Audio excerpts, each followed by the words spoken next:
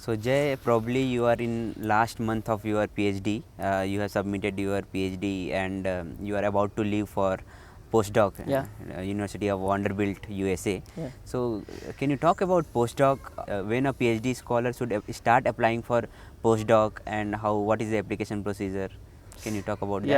Actually, when it comes to postdoc, there are different factors. First of all, we don't know when we will finish Yeah. PhD. Even in my case, it was like that. But I started looking in 1 year before to my 5th year. Okay. Then that process started, and I requested my professor also, sir, I want to finish by this time, and I am looking for postdoc. Can you help me in this? Then there are Was there a communication, proper communication about this? Like yes, you made it clear? Yeah, I made it clear to sir, and he said, okay, you can try. I asked if it is not postdoc, I try for placements also. He said, no, first you try for postdoc. Because he wanted me to go into academics. Okay. So he felt that, okay, I am suitable for academics.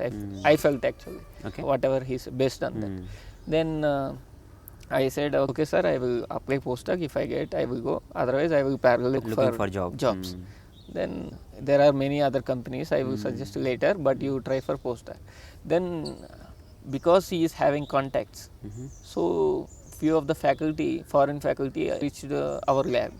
During that time, we presented our work, and two of the faculty who are working on corrosion reached the lab, and they were impressed by my work, and they liked my work, and one of the faculty wanted to recruit me, but because of fund issues in foreign institute, he said, okay, you will be finishing in 1 year. By that time, if I get proposal, I will offer you postdoc. Okay. Then I shared this same thing to my professor, and that faculty told me many things. Okay, how to apply, how to approach. So he, okay, for some time being, you work here.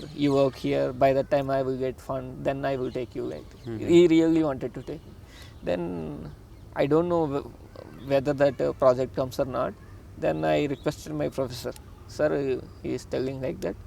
I am also very interested in working with him, but I don't know whether this is possible. Then okay, we will see other ways. It's not just one way, right? Then there is another professor. He got project on corrosion.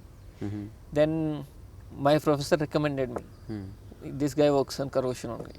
I am the only person works in corrosion from my lab. Rest of them are works in wave mechanics. Because I worked on AI and ML, and it helped me. Though my professor recommended, that doesn't mean they have to take, right? So they have conducted 4-5 screenings, interviews, and then they selected me. Once I got this postdoc offer, then they gave me, I have to join by this time. Because of I already have postdoc in my hand, I felt I have to finish my thesis writing in 1 or 2 months. So within 2 months, I completed my writing thesis. Okay. If I wouldn't have got this offer, I would have not finished by this time. I would have extending, and knowing that I have this always in my mind that I didn't do much good work. Though my professor was telling me in 4th year onwards, I was not accepting myself. Then when foreign professors came and I presented my work, and they said, you have done lots of work. I didn't realize till that, okay, even my professor was telling, he was asking me to write a thesis in the 4th year itself. But I was not writing because I don't have that confidence, that I didn't feel that I did something. Okay. But when that 2-3 persons approached and appeared in front of my presentations, I felt, okay, I can submit my thesis now. So then I submitted. So for applying postdoc, I feel you have to start from 1 year ahead to your thesis submission. Because once you started applying, how do you apply first? One way is like, if you have collaborators, you can request them. Yeah. I requested even University of Manchester professor. Okay. He also said, okay, I will search for you. Hmm. If some vacancy is there, I will let you know so that you can apply. So first you have to request your professors and collaborators whether they have vacancies anywhere. If they, I feel they have more contacts than you, Yeah. so they will help you if there are any vacancies. The second thing, okay, if they don't find any things, what you have to do, you have to choose your field which is the important, which is you are interested. Okay. And then based on that you have to search all the faculties in the entire world. Especially we go for US, so you have to search in US. So find them and then take their numbers, contacts and write mails. It's not like you, their timings and our timings are different, so they will check their timings, like for us today morning, for them it's evening. Yeah. Some faculty will check early morning, some faculty check afternoon, some faculty check at evenings. So I don't know, I used to do this thing. Okay. So first I will send a mail. If I send that same faculty morning, the next time after 1 week gap, I will send the same faculty mail afternoon. Okay. And then after 1 week, if he still didn't respond, Evening. I will write mail evening. Great, bro.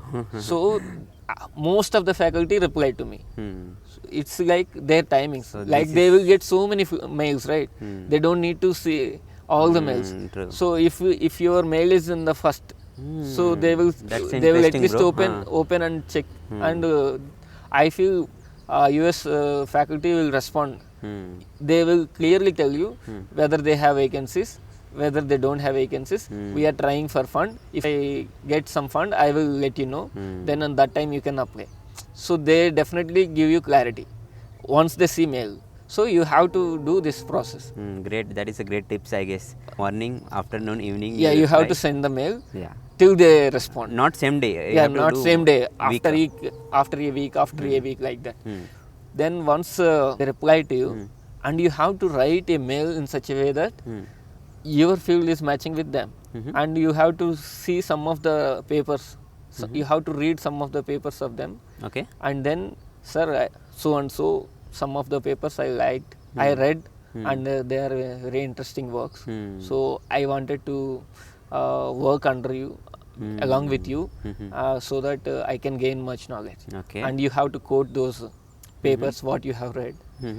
And you should not write same mail, same format to another professor, because if you write the same format, same mail, means copy paste, and just to change the names, just to change the professor name, just to change the paper name, it doesn't go well. Why? Because they will go to spam. I have gone through some videos. So they said, okay, if you copy paste some, you're copying paste and repeating the same content. yeah, same content, it will go to their spam. So they don't see that mail. See that their mail. So you write a mail, every mail, new mail to each professor differently, new mail, and then along with the mail you have to attach your resume, and then if you have some publications, you can add them also, soft copies, and send them. Once they reply to it, then you will come to know, they will clearly tell you they have, whether they have openings or whether they are just trying for funding, or else they don't have any vacancies. Okay. So they will tell you. If they say that, okay, I liked your profile, I can take you, then they will ask you for interviews and all. Then in interview you have to be confident actually. Okay. And the requirements are so much actually, especially in US country. So they will take so many, they seek so many things from you. Okay. So though you don't know some of the things, you say that I am a quick learner, I can do it. Okay. I can easily learn it and do. So before coming there, I will learn. I think you have to take everything into your account and say that I can do that. I can. You have to make him that he can do that. So you say confidently, And in the same way, you have to say that you know or not. You have to be very loyal and say that I don't know that, but I have this experience. I can easily learn that, so I can do that job. So you should not say I don't know, I don't think I can do. If you say these things, they won't be happy. So you have to say whatever, whether suppose they asked me, okay, do you know AI and ML? I have done my work on only this linear regression, but I haven't explored much. But I have done the courses. I know I can do. So sir, I can say within a month I can learn all these things. I will do definitely.